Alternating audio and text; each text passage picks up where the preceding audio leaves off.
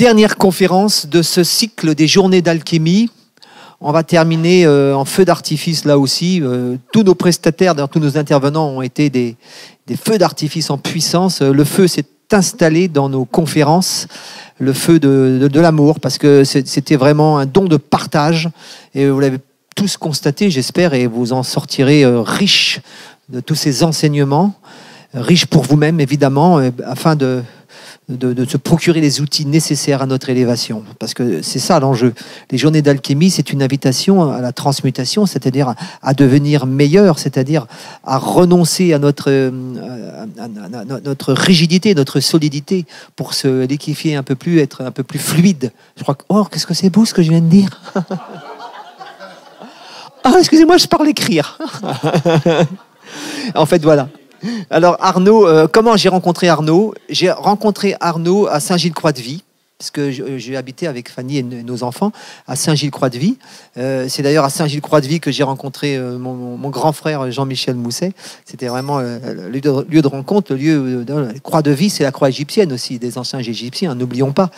Et j'ai rencontré Arnaud en l'an 1 de la crise évolutive, en 2020, quoi. Oui, parce que c'était pas une crise sanitaire, on a tout de suite compris, hein. Ni une crise politique. Non, ça aussi, on a compris que c'était pas ça. On a compris que c'était une crise évolutive. Et donc, au pire moment, donc, en l'an 1 de la crise évolutive, on était tous à se chercher des remèdes pour guérir de nos maux, MAUX. Moi, je couchais les miens, MOTS. Ça m'a beaucoup aidé d'ailleurs pour surmonter ce passage qui n'était pas sage. Et j'ai rencontré Arnaud parce que Arnaud est herboriste, mais en fait, il est plus qu'herboriste parce que Arnaud, il sait allier les plaisirs de l'esprit aux plaisirs du corps, puisqu'il vend aussi du vin.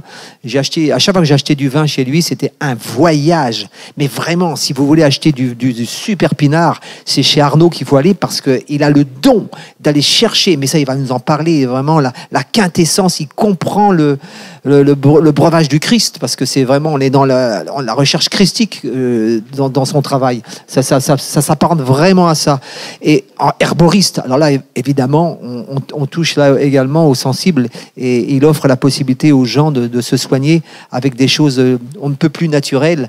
Évidemment, ce qui le différencie des grandes firmes pharmaceutiques, c'est que c'est un ami pour la vie, alors que Big Pharma, c'est un amibe pour la vis.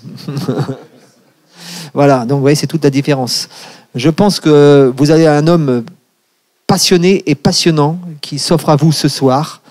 Son épouse n'est pas là, c'est dommage, parce qu'elle partage sa passion et sa vie. Arnaud Plard, conférencier qui vient clôturer le cycle des journées d'alchimie, et que sans nul doute vous reverrez dans nos prochaines éditions. Voici Arnaud Plard. Tu as ton micro qui est là. Voilà, c'est le tien. Ça, je te l'allume. Voilà. Bon, merci Laurent d'avoir parlé de la cave, parce que j'aurais jamais osé le faire en fait. Aujourd'hui, j'aurais jamais osé le faire, mais c'est vrai que c'est un produit exceptionnel. Qui fait bouger les esprits, et quand on est herboriste, bah la transition entre la cave et l'herboristerie, elle est très simple. C'est que la vigne, c'est une plante absolument extraordinaire, puisque c'est ancré très profondément dans le sol, et si on la laisse faire, ça va jusque dans les cieux. Donc, et le produit qui en résulte, eh bien, je crois que beaucoup de chamans parlent de produits d'ayahuasca, mais beaucoup de chamans disent que notre Graal à nous, notre substance divine, c'est le vin. Et je trouve que l'association herboristerie et vin est plutôt intéressante. Oui, bah, je suis herboriste, donc j'ai pas tellement l'occasion de parler, parce que on nous empêche de parler des plantes, et en tout cas, on nous recommande de surtout pas parler ni des mots, ni des plantes, et ni d'aller trop loin dans notre exercice. Mais voilà, il y en a quelques-uns qui sont encore là, et c'est pas fini, puisque oui, on est sur un passage et sur un avenir où la plante va prendre tout son sens. Je vais essayer de vous l'exprimer ce soir, et de vous faire comprendre que c'est La relation avec le végétal est une relation d'avenir et indispensable pour nous, et qu'on n'a pas encore découvert vraiment toutes les subtilités et la finalité du merveilleux qui nous entoure. Il fallait bien faire une conférence, c'est-à-dire que vous parlez de l'herboristerie en 1 heure, c'est compliqué parce que il y a les huiles essentielles, il y a tout un tas de thériaques qui nous emmènerait peut-être jusqu'à demain matin. Il faudrait un bon café ou une bonne tisane. C'est une tisane que je vous recommande. Le café a été perverti. Tout ce qui est côté Hambourg, c'est perverti. Le thé, le café, donc choisissez bien vos matières premières, ça c'est important. Mais vous savez, j'ai eu la chance d'être initié par ma grand-mère. Mes grands-parents sont agriculteurs, ils étaient arboriculteurs. Mon grand-père s'occupait un petit peu des gens qui passaient parce qu'il avait quelques dons, mais on en parlait très peu. Et ma grand-mère, le matin, se levait et allait cueillir les plantes. Et j'allais avec elle. Mais dès l'âge de 3 ans, alors c'est toujours moi qui portais le panier, je n'ai pas compris pourquoi au départ. Et puis je comprends maintenant pourquoi. Parce que quand on touche les plantes, eh bien, on communique avec elles. Mais j'avais surtout pas tellement compris pourquoi il y avait des saisons, pourquoi il fallait ramasser telle partie de la plante. Et je me suis rendu compte au fur et à mesure de son enseignement que dans la plante, il y a une énergie vitale qui se déplace de la racine jusqu'à la fleur et jusqu'à la graine. Et donc, l'herboriste compose avec l'espace-temps de la nature. Donc, si j'ai une chance extraordinaire aujourd'hui d'exercer mon métier, c'est sûrement pas de guérir les gens si je les guéris, c'est de vivre lentement, très lentement. Et ça, croyez-moi, c'est l'avenir. Ne pas suivre le mouvement qui nous entoure et d'être qui on est, lentement, à son rythme. Et tous ces métiers-là permettent d'être qui on est. Donc il y a d'autres métiers, beaucoup de métiers de l'artisanat qui sont dans ce rythme-là, et il faut absolument pousser ça et encenser ça. La photosynthèse ou la transmutation du souffle solaire, on m'a toujours appris qu'il faut un titre qui marque, parce que dans une conférence, on retient les premiers mots et les derniers. Mais la photosynthèse, elle est importante parce que c'est un processus alchimique. Si on peut en parler, c'est ce qui permet à la plante de vivre et de s'exprimer. Je vais m'habituer à la technique, mais on va avancer.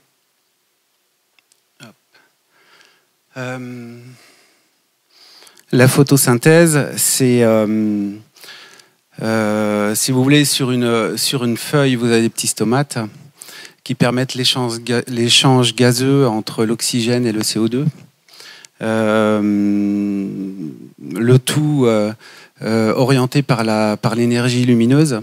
C'est intéressant de parler quand même du souffle solaire, parce que la lumière, il y a tellement de choses à raconter, mais la lumière divine de l'alchimiste, le grand œuvre ou la lumière solaire, est-ce qu'il y a un rapprochement à faire? C'est pas moi qui vous ferai la démonstration ce soir, parce que ça n'a pas été fait. Par contre, ça peut être la quête d'une vie, la mienne et celle des suivants aussi. Il y a beaucoup de choses à apprendre dessus. Ce qui est intéressant, c'est que il y a un processus absolument divin.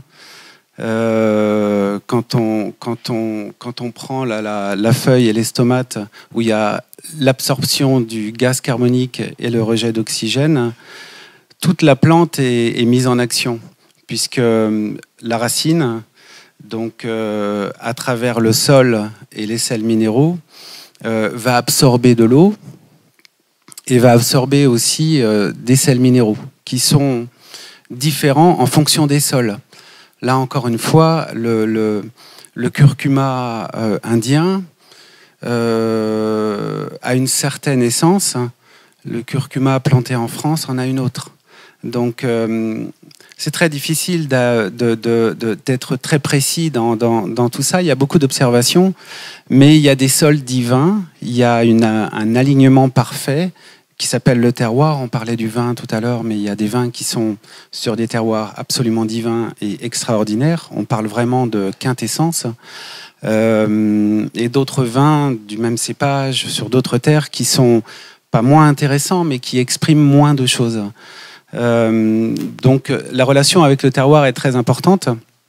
Je vous expliquerai juste en 2 mots les projets que j'ai pour Saint-Gilles et un jardin médicinal pédagogique pour les enfants. Et le terroir est très important. Alors on va pas faire de la physique-chimie, mais cette absorption d'eau et de sels minéraux produisent des glucides qui nourrissent la plante. Donc, en fonction des sels minéraux et en fonction de l'eau et du terroir, la qualité des principes actifs est bien particulière. Ça, c'est important. Donc, quand on choisit une plante, dans le fond, ce qui est très important, c'est d'où elle vient, comment elle a été coupée, et comment elle a été séchée, parce qu'il faut préserver ces principes actifs. Et ça, c'est pas évident. Et peu de personnes sont capables de vous l'expliquer. Vous savez, dans le temps, on peut le dire encore, dans le temps, on ramassait les pommes de terre, on les laissait sur la butte, en fait. On les ramassait pas dans les... Aujourd'hui, il faut aller vite. On ramasse tout et on met tout dans des sacs et c'est presque dans les grandes surfaces. Avant, les pommes de terre, on les laissait toute une nuit sur la butte parce que l'esprit était descendu dans la terre, l'esprit de la plante. Et on laissait toute une nuit les pommes de terre retrouver son esprit, puisqu'il y avait un échange. Donc, on ne peut pas faire abstraction du savoir-faire, de la tradition et du subtil. Encore une fois, vous avez dû entendre parler de triptyque, de trinité, pendant tout ce séjour, et il y a des préceptes qu'on ne peut pas, on peut pas diverger. Le monde est fait comme ça.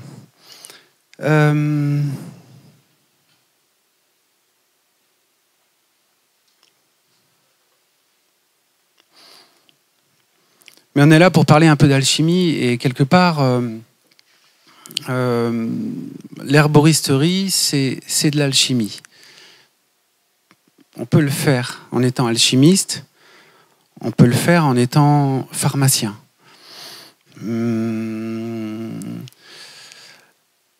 Et la lumière, quête de l'alchimiste, c'est pour la plupart de ceux qui commencent à découvrir un petit peu l'alchimie, c'est la célèbre histoire de transformer le plomb en or. Mais pour la lavande, c'est d'extraire son huile essentielle. Quand on vit, c'est pour mourir. Le cycle est pas terrifiant, en fait. Le cycle est absolument formidable. L'alchimiste, sa quête, c'est de transmuter tout ce qui est dense en éther, en lumière. Alors la lumière du soleil,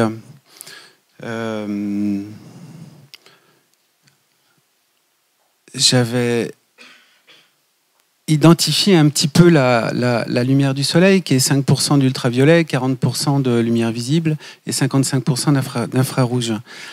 La lumière du soleil, c'est ce qui permet, on va dire quelque part que c'est l'énergie, en tout cas, qui permet à la plante d'avancer, de pousser et qui maintient le processus de la vie.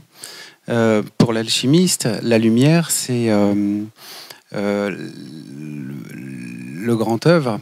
C'est de se transformer, donc on peut le prendre pour le corps humain, c'est d'être aujourd'hui un corps humain avec ses défauts, ses qualités, mais notre vie, notre quête à tous, c'est de se transformer en lumière en fait. Et quand on arrive à se dissoudre et à se transformer, eh bien on disparaît. Et la mort est vraiment... on devrait ne jamais avoir peur de la mort, on devrait courir vers la mort pour recommencer, bien sûr. Mais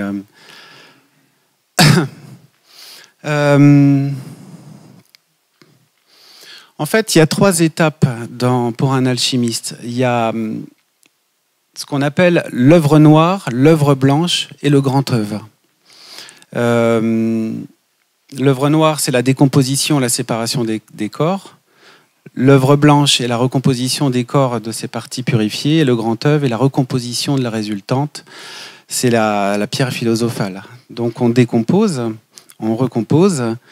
Et par ces 2 étapes, on obtient la quintessence d'un produit divin. Je vous parle de ça parce qu'on va parler spécialement de la phytospadgérie ce soir, qui est vraiment un principe alchimique de dissolution et de recomposition de la plante.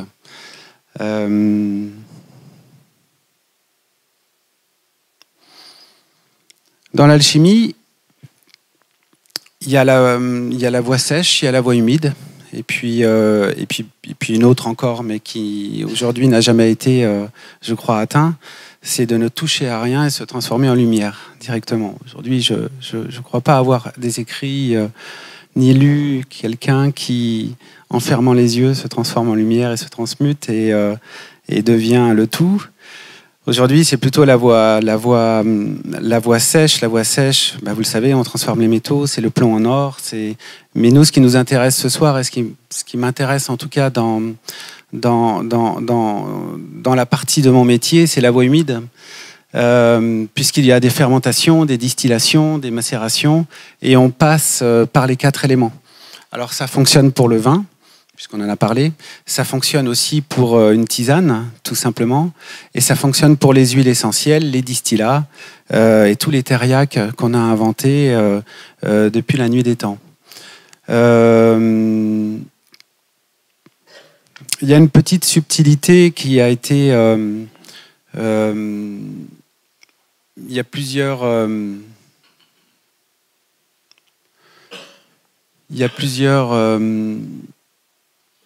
personnes, en tout cas plusieurs âmes qui ont œuvré depuis la nuit des temps pour arriver à notre connaissance aujourd'hui. Bon, Hermès Trismégiste, sans aller trop loin dans l'histoire, bon, c'est un personnage mythique, il n'existe pas. Mais pour les Grecs, il fallait qui s'était emprunt en fait du savoir égyptien, il fallait absolument avoir une icône, un dieu qui permette de parler d'alchimie et de divin on a choisi leur dieu Hermès qu'on a appelé Trismégiste. Pour la phytospadgérie, Aulus Cornelius Celsius. Donc c'est des personnes qui ont vraiment marqué l'histoire de la phytospadgérie.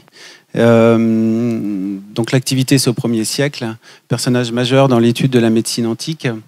On va dire que c'est quelqu'un qui a consacré sa vie à chercher, à travailler sur la connaissance des plantes, la botanique et la transformation des plantes. Hildegarde, qui est très importante, parce que Hildegarde, c'est aussi, c'est aussi quelqu'un qui connaît très très bien les plantes, qui a été insufflé depuis l'âge de ses 3 ans par des inspirations divines, qui est rentré dans les ordres. Donc c'était une moniale bénédictine dès l'âge de 8 ans et qui a consacré sa vie aux plantes et à servir les gens et à construire des remèdes. Et on a surtout des écrits qui sont là, qu'on peut encore voir. Et c'est vrai que sa philosophie était vraiment très, très intéressante. À 38 ans, elle a pris les rênes du monastère. Et elle a été l'une des premières à à parler de corps émotionnel, de corps physique et de corps. Donc aujourd'hui, une maladie, c'est pas forcément un bleu, c'est pas forcément un problème au cœur, ça peut être lié aussi au corps émotionnel. Donc ça, c'est très important. J'ai beaucoup de mal au magasin, puisque je reçois diverses personnes, à faire comprendre que aujourd'hui, la maladie, c'est pas juste une maladie. Ça peut être aussi des mémoires, ça peut être aussi des blocages, des nœuds. Et quand on arrive à travailler avec cette subtilité-là, on arrive à trouver des solutions. Et des solutions subtiles. Et ça marche à tous les coups. Et c'est amusant parce que quand on vient me voir, on me dit que la moitié des choses. Tout le temps. Et on me dit, j'ai ci, j'ai ça, j'ai mal là. Et puis dans le fond, comme je suis originaire d'un petit village où il y a une abbaye bénédictine, donc j'ai un rapport avec Hildegarde qui est très très très subtil, parfois en conversation, parfois en rêve, où on travaille avec l'âme, le corps, l'esprit. Et c'est amusant parce que le savoir était hermétique, c'est pas un jeu de mots, hein, mais fallait surtout pas transmettre le savoir. Donc je veux pas parler de religion c'est pas le sujet ce soir, mais la religion conservait un certain savoir et les régaliens conservaient un autre savoir. Ils s'entendaient très bien en fait. Mais il fallait surtout pas que la population de masse commence à s'interroger sur le subtil, l'âme, le corps, l'esprit et bien d'autres choses encore. Et l'héritage de ces moines me permet de travailler un petit peu plus loin. J'ai choisi comme canal les plantes parce que c'est une évidence, parce que les plantes sont quand on les regarde et quand on les observe, elles sont communicatives. Mais il faut prendre le temps de regarder les plantes. Mais quand on me dit pas la totalité des choses, eh bien, j'ai l'inspiration ou l'information qu'il se passe autre chose. Et tout d'un coup, la magie opère dans le magasin. Tout d'un coup, la magie opère. Et là, si vous êtes là ce soir, c'est pas par hasard, c'est que vous savez qu'il se passe quelque chose. Vous savez qu'il y a un changement, il y a une conscience qui s'élève. Et on a très très bien travaillé, hein, tous les laboratoires pharmaceutiques ont très très bien travaillé. Ça a été extraordinaire, on a pratiqué la chimie d'une façon extraordinaire. Sauf que plus on dématérialise la plante et plus on sort de la plante et les principes actifs de son contexte original, je parle de chimie, plus le corps ne sait plus faire. Donc il y a des résidus, il y a des effets secondaires. Et en fait, une tisane, une mélisse que vous allez cueillir dans votre jardin, vous versez de l'eau, sera beaucoup mieux compris et aura un impact beaucoup plus important dans votre corps que n'importe quel médicament. Parce qu'il y a une mémoire du corps. Et la relation entre les plantes et nous, et notre règne est vraiment très très simple. Mais c'est tellement simple que c'est compliqué. Donc on a créé des médicaments. Parce qu'il fallait être... alors, je ne parle pas d'argent, mais c'était très rentable. Sauf que aujourd'hui... toute la médecine chimique, médico-chimique, aujourd'hui, c'est fini. Le corps ne supporte plus. C'est un empoisonnement. Et je pèse mes mots. Et cette médecine, si on prend un tout petit peu de recul ou un peu de hauteur, comme certaines me diraient, tout petit peu de hauteur, ça a duré 60 ans, cette histoire. 60 ans. Alors, il est temps aujourd'hui de reprendre en main le savoir-faire ancestral de toutes les personnes que je vous ai présentées. Et il y en a eu bien d'autres encore. Parce que l'avenir, c'est de faire simple et de communiquer avec tous les éléments qui nous entourent. Donc c'est vrai que la tisane, aujourd'hui, de mémé, ça peut devenir quelque chose de très très très moderne plus tard. Puis vous savez, dans cette histoire aussi, on parle de bien-être partout, il y a des centres de bien-être, et c'est parfait. Mais faire une tisane, se faire une tisane, c'est s'occuper de soi. Et s'occuper de soi, c'est un massage intellectuel et même vibratoire extraordinaire. Et c'est déjà une partie de la guérison. Si vous avez participé à toutes les conférences, vous avez dû voir ou entendre qu'il y a 4 directions et la 5e direction dans l'alchimie, qui s'appelle l'inquintessence, c'est le catalyseur, c'est l'alchimiste en fait. Donc dans mon magasin, je suis la 5e direction. Et là, il faudra former. Absolument former. Parce que l'herboristerie, c'est les plantes, la connaissance de la nature, la photosynthèse, c'est les principes actifs, c'est les terroirs, mais c'est en même temps être capable de faire partie du médicament. Et ça, je pense que les uns et les autres, et tous ceux qui vont prendre la direction dans les futures années, des enseignements très très très intéressants vont en sortir. En tout cas, c'est pratique d'être dans un magasin et de pouvoir observer, puisque j'ai, je ne sais pas, une 50aine de clients par jour qui reviennent, c'est que des habitués. Et ces habitués me permettent quelque part d'établir une étude et voilà. Donc l'herboristerie, c'est pas fini, c'est bien loin d'être fini, et il y a encore beaucoup de choses à faire.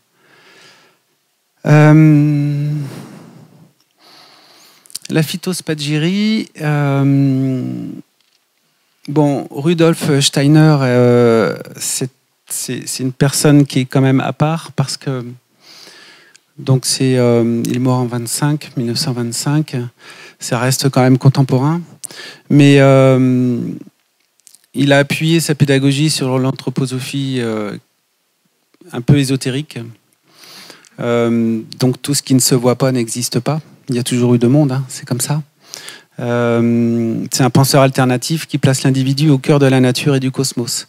Donc on est en étroite relation sur les idées aussi d'Hildegarde, où tout est un tout et tout est important. Donc la façon dont on cueille la plante, la façon dont on guérit, qui est guéri, l'interaction qu'il peut y avoir entre les deux personnes, et puis la vibration et la fréquence qui peuvent changer énormément de choses. L'atmosphère du magasin, l'atmosphère de qui on rencontre, les instituts qui sont créés, tout ça est très très très important. Et c'est une personne qui a mis, en tout cas qui a posé des idées qui n'étaient pas tellement comprises et surtout pas prises au sérieux. Maintenant, voilà, on fait des grands vins avec ces enseignements, on fait de grands remèdes avec ces enseignements. Donc, on n'a pas fini d'en entendre parler. Et surtout, il est porté par des secteurs d'activité comme la viticulture, la botanique, la médecine et même aujourd'hui la finance. Donc, c'est intéressant. Et il y a bien d'autres encore.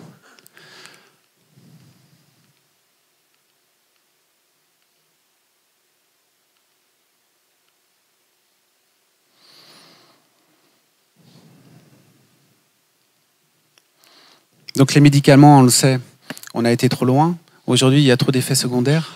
Donc on revient vraiment à des thérapies ancestrales. La phytospagyrie, aujourd'hui, est une thérapie ancestrale. Et qui prend la globalité de l'être humain. Donc l'être humain, c'est une antenne. C'est une antenne qui reçoit des énergies divines de là-haut, mais qui aussi est son propre catalyseur, son propre divin. Et quand on sait maîtriser un petit peu l'art vibratoire et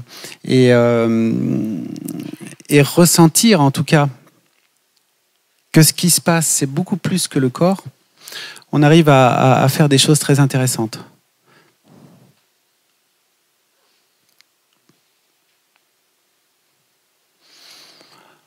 La phytospagyrie, on travaille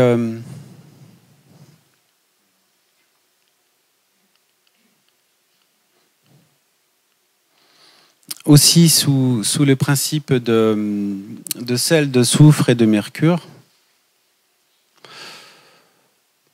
Donc, le mercure,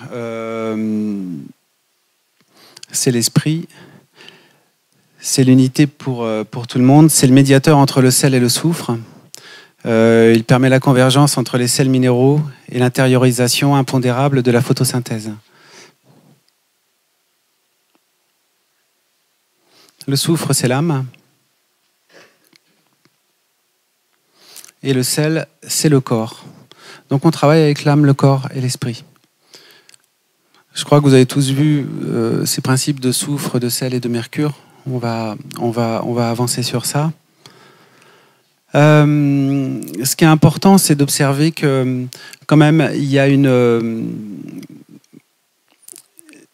interaction. Le végétal se nourrit des CO2 pour le transformer en O2 et en eau, donc en oxygène et en eau, mais l'humain est l'exact... c'est complètement inverse, en fait. Donc, quelle relation entre les deux ? Et c'est une parfaite équation. Donc,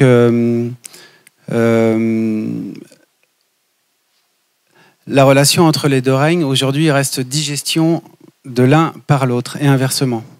Donc, l'homme devient poussière et nourrit la plante, c'est le sel, et le végétal rend les principes actifs.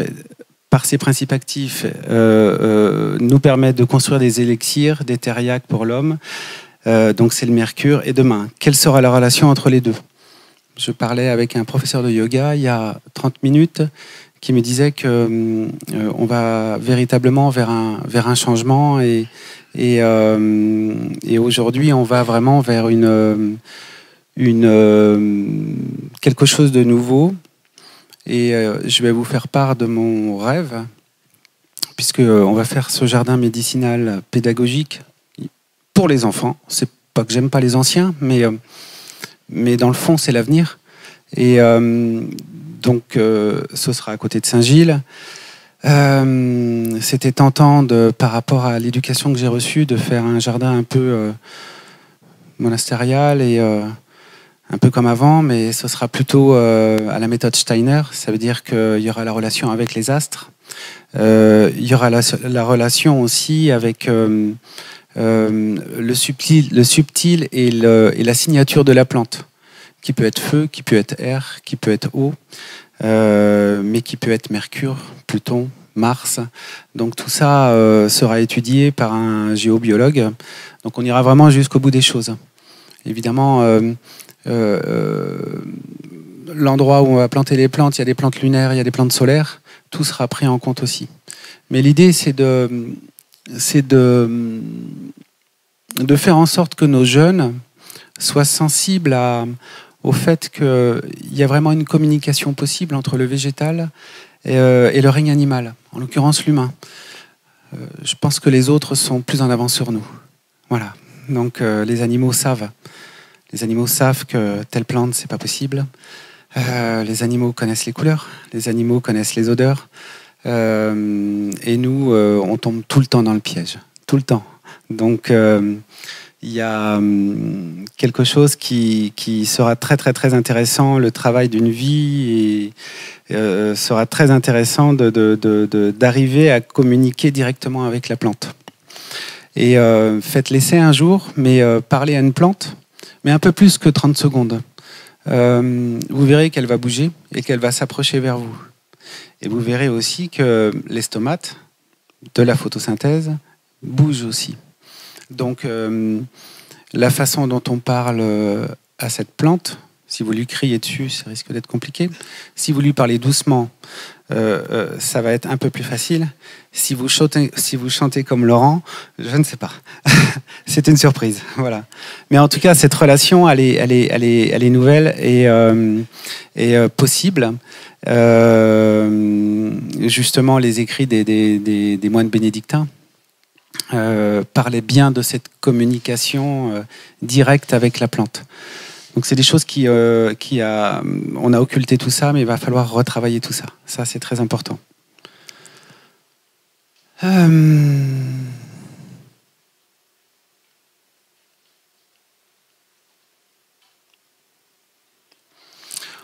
La phytospadgérie.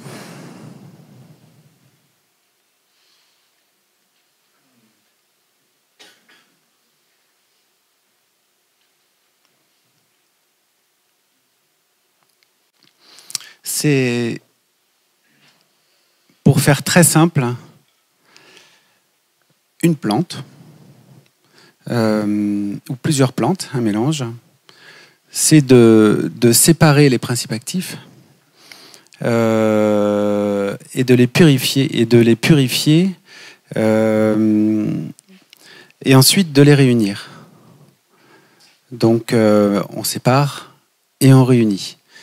Donc il y a plusieurs façons de le faire. Il y a le feu, il y a l'eau, mais il y a aussi des constituants comme l'alcool. Il y a des solvants, ça peut être de la soude. Donc il y a plusieurs façons et plusieurs voies, en tout cas, pour arriver à créer un remède à partir de plantes sous les préceptes de la phytospadgérie. C'est Paracels qui a été l'inspirateur de tout ça. Donc on travaille avec les 4 éléments, mais ça c'est pas nouveau, tout nous entoure. Et c'est assez simple quand on voit tout ça. Quelque part, on part d'une plante fraîche qu'on a choisie. Je travaille avec ce monsieur, c'est important, qui s'appelle Patrick Benardel, Jean-Patrick Benardel, qui est diplômé. Donc c'est quelqu'un qui est diplômé enfin, il connaît son sujet.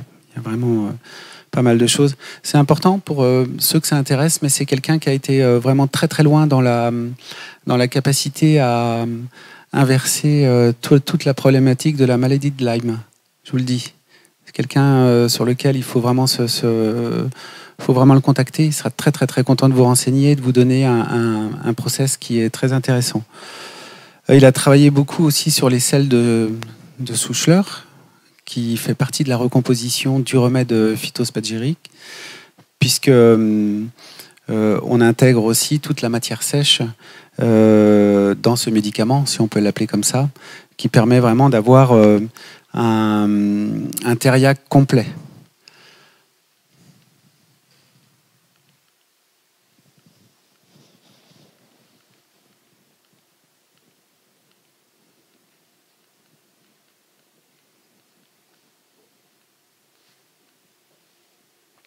Donc on prend une plante ou un mélange de plantes et sa version à lui, c'est de le mettre à digérer dans une macération, une concoction à base de vin. Alors vin de Cévennes parce que c'est sa région. Donc c'est de l'alcool, du glycérol et des polyphénols. Le vin est intéressant parce que c'est déjà un principe de digestion et un principe alchimique très abouti où Hildegarde justement l'avait très bien compris puisqu'elle faisait tous ces mélanges à base de vin. Le vin est médecin. Hein. Je vous invite à en boire un peu correctement, mais à en boire un peu. On met tout à macérer pendant à peu près 1 à 7 jours. Ensuite, on sépare le mélange de plantes du marc. On réserve le marc. On passe le mélange de plantes dans un distillateur Et on distille, on obtient une teinture mère et on redistille de façon à évaporer l'alcool. Lui a choisi de produire des produits sans alcool. Mais on aurait pu très très bien conserver l'alcool. Vous connaissez les teintures mères. Les teintures mères, c'est des plantes qui macèrent. Alors, il y a un mélange savant et tout dépend de la plante, tout dépend du degré d'alcool et tout dépend de l'hydratation, de la déshydratation en fait de l'eau. Mais donc, c'est pas toujours simple tout ça. Mais on met à macérer dans l'alcool entre 5 semaines et 8 semaines et on obtient un remède qui s'appelle la teinture mère.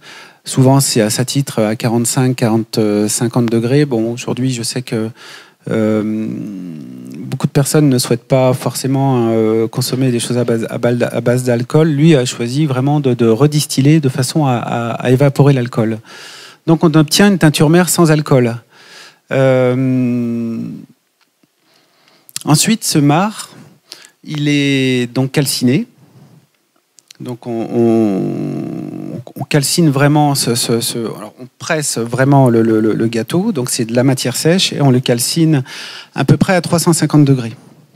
Et on obtient beaucoup de potasse en fait. On lessive cette potasse et on obtient plusieurs sels, des sels différents, une quantité très importante suivant la plante, qu'on appelle le sel de Souchler et qui correspond à une signature médicale très intéressante. Donc on réunit ensuite ce sel. Il y a très très peu de médicaments en fait et de préparations où on a les principes actifs de la plante, où on a l'expression en tout cas primaire des principes actifs et où on réunit quand même toute la matière sèche et les sels de Souchler. Donc c'est très intéressant de pouvoir le faire. Arnaud, est-ce qu'on peut passer aux questions? Déjà? Oui. Oui. Alors on y va. Ça fait longtemps? Oui, on arrive dans le timing pour les questions. Bon, d'accord. À moins que tu aies vraiment un message à nous non, transmettre. parce qu'on a vu le principe. On a vu le principal. Ouais, le principe et le principal. Le principe et le principal. Bon, ouais. J'imagine qu'il y a des questions. Allez. Oui, bonjour, je te remercie pour tout. Oui. Parce qu'en fait, depuis mon plus jeune âge, je fais des tisanes et j'ai toujours fait des tisanes à mes enfants sur le moment. Voilà. D'accord. Ça, c'était bon. Et j'habite à Chemillé en Anjou. Très bien. Il y a quelque chose là-bas. Ça, c'est pas ma question, c'était pour te mettre un peu le... Mais la chartreuse. Oui. Est-ce que c'est quelque chose que tu as étudié ou quelque chose que tu as... Parce que je me souviens de la chartreuse en tant qu'enfant. On m'a dit, en plus je m'appelle Bruno, apparemment c'est Saint-Bruno, enfin il y a une petite histoire là-bas. Oui. Donc vous voyez des liens. On parle de 3 macérations différentes avec 126 plantes. Oui. C'est ce que j'ai en mémoire. Alors, 126, mais on peut aller jusqu'à 146 plantes. Voilà, tout dépend aussi, la nature, c'est pas toujours exact. Il y a une première digestion, un petit peu donc à 37 degrés, des plantes avec de la glycérine. Et ensuite, il y a de l'eau et un peu d'alcool. Ensuite, donc, il y a un rajout d'alcool, il y a une seconde distillation et une troisième distillation. Parce que, donc, au-delà des 146 plantes, c'est déjà formidable. Et la distillation, obtenir de l'alcool, il faut toujours le distiller 3 fois. Parce que le premier alcool est frelaté. Et le deuxième alcool commence à devenir plus pur et le troisième est très pur. Voilà, donc faites très attention aux eaux de vie anciennes de campagne, distillées une fois, parce que d'en boire tous les jours, c'est un poison en fait. Donc il faut toujours distiller 3 fois pour obtenir un alcool le plus pur possible. Voilà. J'ai répondu à ta question. J'en ai une pour toi. Est-ce que tu consommes de la chartreuse? Très bien, c'est la bonne alors. Voilà. Faut aller visiter là-bas, c'est antique. Monsieur. Oui, j'ai une question. Oui, donc quand vous dites que le corps ne supporte plus effectivement la médecine issue du 19e siècle, est-ce que c'est du wishful thinking ou est-ce que ça s'appuie sur des études, sur des faits, sur une analyse poussée qui nous amène à comprendre pourquoi on a jusqu'à une période très récente, jusqu'à aujourd'hui, on le fera encore demain, lorsqu'on a un mal de tête, on prend une molécule qui effectivement nous traverse le corps de la tête aux pieds. Toutes les, c'est difficile aujourd'hui de vous dire exactement, puisque aucune étude sont faites. Il n'y a aucun intérêt, vous comprenez? Aucune. Mais on observe très très très simplement quand on prend des anti-inflammatoires, je prends cet exemple, quand on prend un anti-inflammatoire, on vous donne un comprimé supplémentaire pour l'estomac, par exemple, parce que ça brûle l'estomac. Donc on traite les inflammations du corps, que ce soit les articulations, que ce soit... Et puis à côté, comme il y a un désordre au niveau du duodénum et au niveau gastrique, parce que la molécule vient abîmer, en fait, tout simplement, le processus, on vous donne un autre comprimé, en fait, pour ça. Et il y a énormément d'exemples comme ça. Alors, jusque-là, c'est pas bien grave si on ne s'interroge pas. Mais... donc oui, c'est prouvé. L'observation est prouvée entre différentes catégories de professionnels, parce qu'on discute ensemble, parce qu'il y en a dont c'est le métier et dont c'est le périmètre. Je ne vais pas déposer un brevet pour prouver que c'est fait. J'adorerais, mais vous savez qu'aujourd'hui, les brevets coûtent 50 000 €. Et donc, c'est pas encourager la curiosité, l'intelligence et la recherche de tout ça.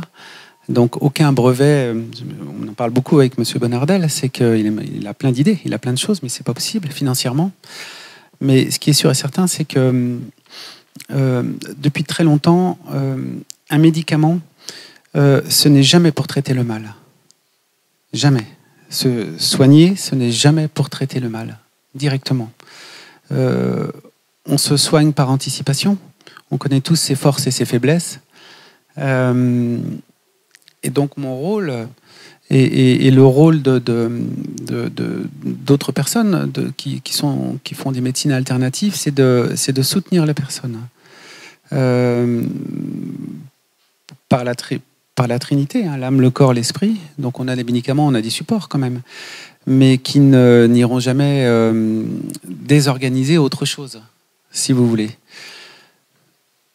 Ce qu'on peut observer, c'est que la médecine actuelle, alors je ne sais pas s'il y a des médecins dans la salle, ce serait chouette d'ailleurs, parce que le discours est ouvert et on discute à Saint-Gilles comme les Égyptiens. Un peu. On fait ça, on discute, puisque les pharmaciens...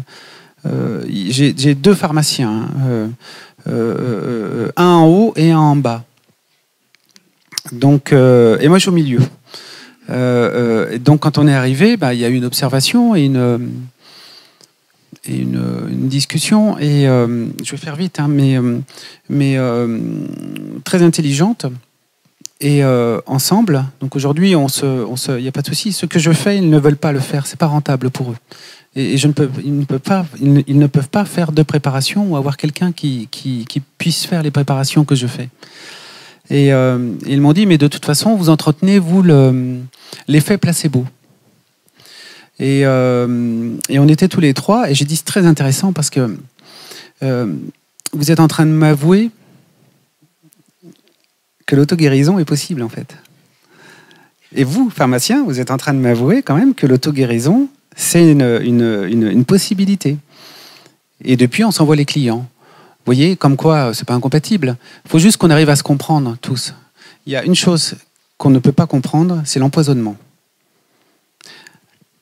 Et le problème, en définitive, pour un généraliste, c'est pas que c'est un mauvais généraliste, c'est qu'il ne connaît pas les médicaments. Le problème de fond, c'est qu'un pharmacien, c'est 30 heures de phyto dans son cursus professionnel. Alors que tous les médicaments sont quand même issus pour une bonne partie en tout cas, des plantes.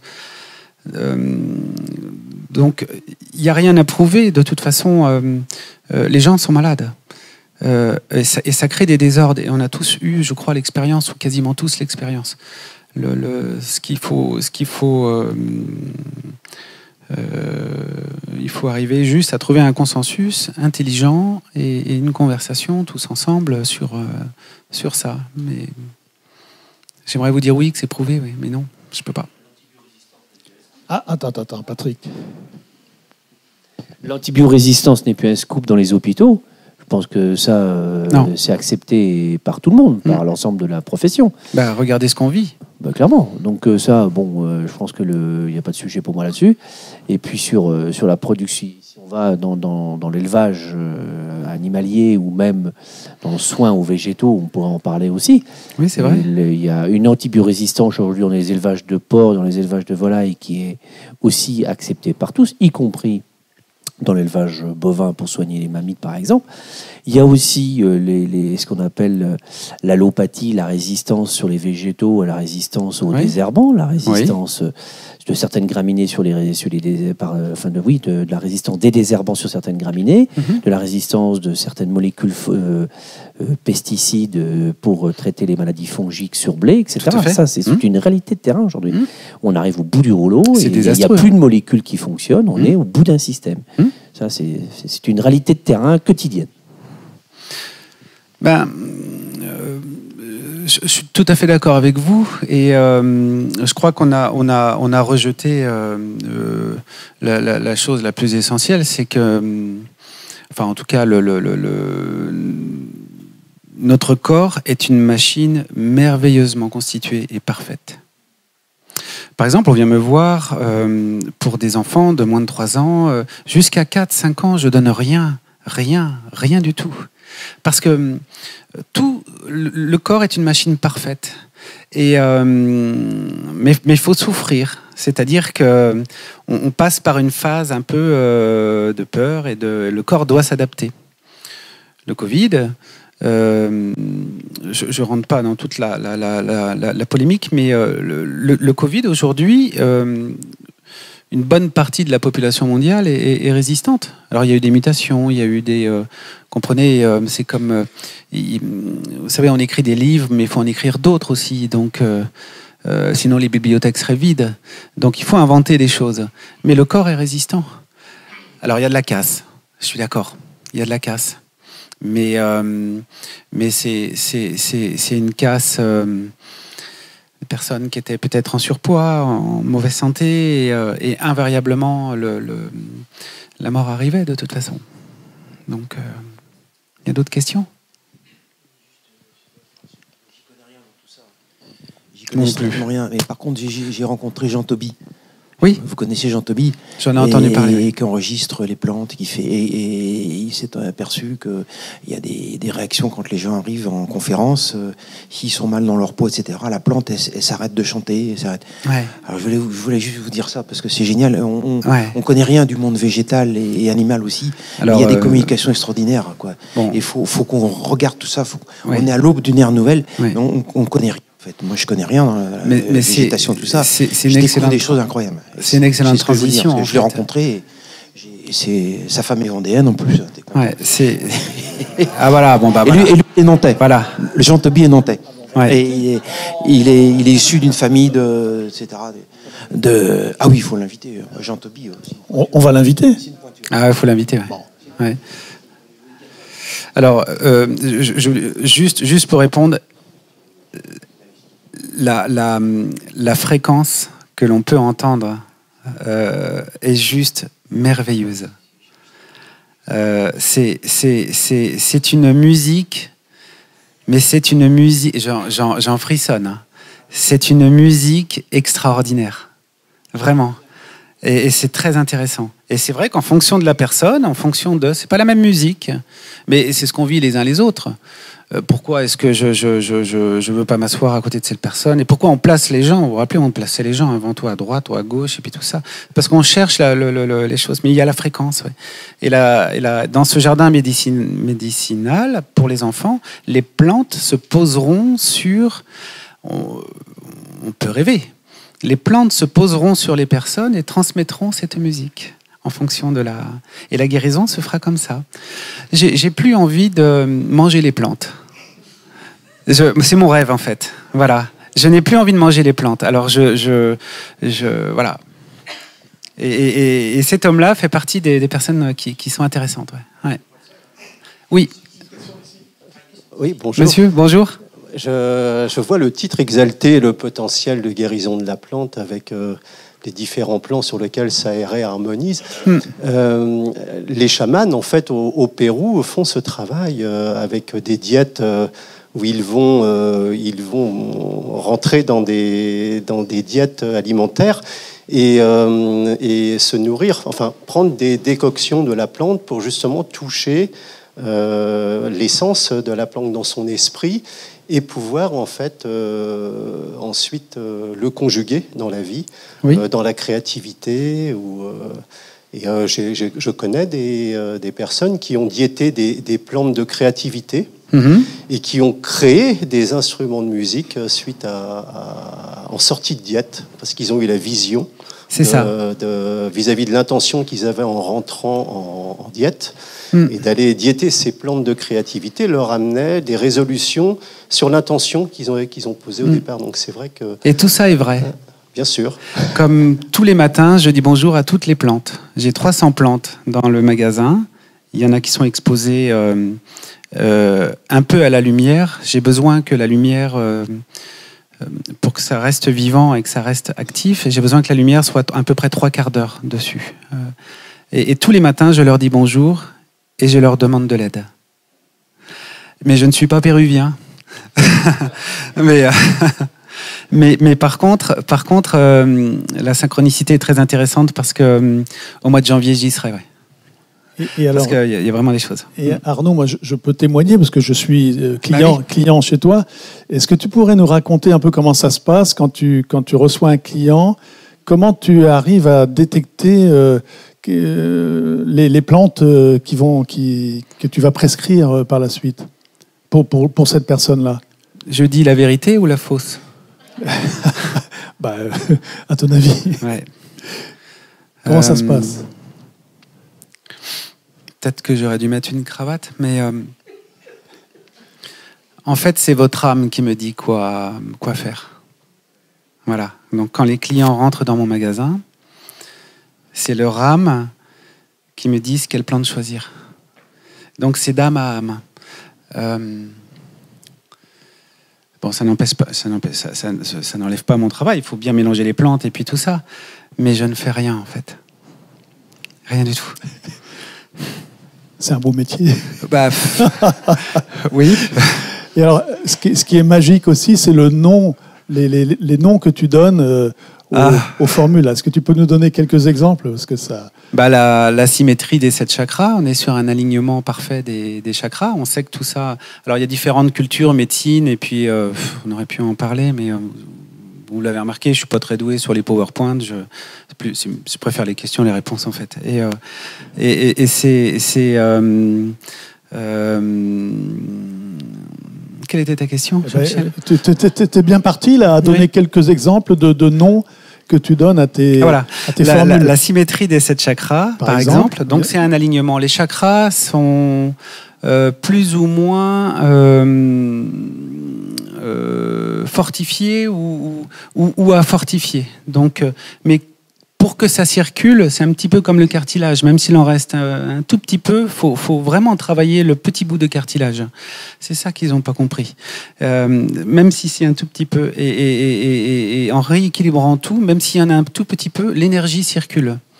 J'ai appelé, alors ça s'appelle Vital, ça s'appelle Solaris, c'est la joie, le plexus solaire. J'ai créé Intuition Sacrée. Oui, Intuition Sacrée, tu peux nous en parler? C'est d'avoir l'intuition aussi claire que le cristal. J'ai une grande baie vitrée, en fait, et c'est dans le magasin, et je vois tout le monde passer, et c'est ma méditation. C'est parce que non seulement je fais rien, mais en plus m'offre le luxe de méditer. Et en fait, c'est très amusant parce que ça fait 5 ans quand même qu'on est là.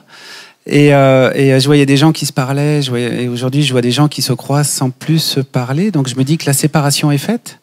C'est amusant. Et je vois surtout des gens qui ne sont pas habités par leur intuition. C'est mon regard personnel, il n'y a pas de jugement. Hein. Et j'ai dit, je vais créer Intuition Sacrée, parce que tout le monde a le droit de reposséder son intuition. J'ai créé Gueule de Bois aussi. Oui. Ça, c'est un hommage à tous les Vendéens que je connais. Il y a aussi tu as aussi une composition où il y a le mot Vendée ou Vendéen, non non. Non, alors j'ai créé une trilogie qui s'appelle Mon Dieu. Mon île-dieu, c'est la respiration. Donc c'est une pectorale par excellence. J'ai créé Bois de la Chaise, où récemment... À Noirmoutier, faut préciser. À Noirmoutier. Pour ceux qui ne sont pas vendéens, le Bois de la Chaise. Où récemment, je viens de m'asseoir avec une personne merveilleuse. Je me suis allongé sur une table de guérison. Il faut vraiment aller voir là-bas. Faut vraiment aller voir sur une table de guérison qui était... une table de celte, en fait. Il y en a une, c'est très intéressant. Où ça? À Noirmoutier? À Noirmoutier, dans le Bois de la Chaise. Ouais. Okay. Bois de la Chaise, Monnieu, et puis Bois-Vinet. Voilà, parce qu'il faut quand même... Bois-Vinet, je suis à Saint-Gilles. Voilà, c'est la plage du Bois-Vinet. Voilà. Mais sur le chemin, en fait, de Bois-Vinet jusqu'à... Il y a un chemin, une corniche, en fait. On y trouve de la mauve royale magnifique, de moins en moins d'ailleurs, avec la sécheresse. Et... voilà, elle est à base de mauve, donc. Mais j'ai pas osé encore. Le double cœur, ça t'inspire? Voilà, j'ai pas osé encore. Oui. Voilà, je pense que des. Il faut que tu nous fasses une tisane pour la Grande Vendée. Ouais. Hein? Eh bien, je serais content et c'est bien de provoquer des dîners pour pouvoir en parler. Ah. Voilà. Donc, voilà. Oui. Parce que dans le fond, c'est de la pudeur. Mais j'ai fait cette trilogie, mais c'est de la pudeur. Mais je pense qu'il faut y aller parce que la Vendée est c'est une terre sainte dans le fond. Une terre alchimique. Voilà. C'est une terre sainte. Sur le dos du dragon. Exactement. Sous la protection de l'archange Michael. Exactement. On y revient. Je suis sûr que Laurent a quelque chose à dire. Ouais. Non, est-ce qu'il y a d'autres questions avant que je prenne la parole? Moi, je pense qu'il y a dans la salle, il y a plusieurs personnes qui s'intéressent à l'eau, à la qualité de l'eau, à la mémoire de l'eau. Et à la base d'une tisane, il faut de l'eau. Hein. Oui. Si je me trompe, enfin, on peut mettre de l'alcool et tout ça, mais alors, tu peux nous en parler de l'eau L'eau la plus pure possible. Hein, c'est quoi une eau pure? C'est une eau de source. Une eau pure, ouais, mais c'est perverti aujourd'hui. Ah oui. Donc, comment on retrouve la pureté de l'eau? Vous savez ce que c'est une usine d'eau, Evian. Alors Volvic est pas mal, mais une usine d'eau, c'est une usine de plastique. Ah oui. C'est-à-dire que la source, elle est ancestrale, il n'y a pas de problème, elle est là, elle existe, et c'est notre bien commun à tous. Mais on met cette eau sur un plastique en fusion quasiment, et c'est l'eau qui refroidit la bouteille. Ouais. Imaginez les perturbateurs endocriniens, les choses comme ça. Donc, pour le reste, je vous laisse réfléchir. Mais la meilleure eau aujourd'hui, c'est l'eau du robinet. Et après, il y a quelques autres sources qui sont pures. Mais c'est pas de pesticides, pas de perturbateurs endocriniens, pas de fluor, pas d'ajout de phosphate, pas de calcium, pas de... Vous savez, le fluor, si vous voulez avoir une moelle épinière un peu abîmée ou consommer du fluor, faites ça, allez-y. Les dentifrices, l'eau, tous ces alicaments, vous savez, on vous vante l'alicament dans les... mais il y a qu'un seul aliment et qu'un seul médicament. c'est vous et la nature. Et si vous allez voir quelqu'un qui produit pour vous, vous lui demandez juste cette question. Est-ce qu'il aime sa terre et est-ce qu'il vous aime, vous? Quand vous allez voir un maraîcher, vous lui dites, est-ce que tu aimes ta terre? Oui, j'aime ma terre. Et est-ce que tu m'aimes moi? Oui, je t'aime. Achetez chez ces personnes-là. C'est très important. Et l'eau, c'est pareil. Bravo. Merci. Merci. Merci. Merci Arnaud. Est-ce que je dois m'inquiéter quand ma femme le soir se déshabille et qu'elle est fluorescente? Ou alors elle brille de son éclat, peut-être. Je crois que je crois que tu es assez brillant pour la faire disparaître parfois. Tu dis ça parce que tu es en colère. Oui, c'est ça. Excusez-nous, retournez-vous. Merci à tous, en tout cas. Merci Jean-Michel. Merci. Merci Jean-Michel et l'organisation. Voilà, merci.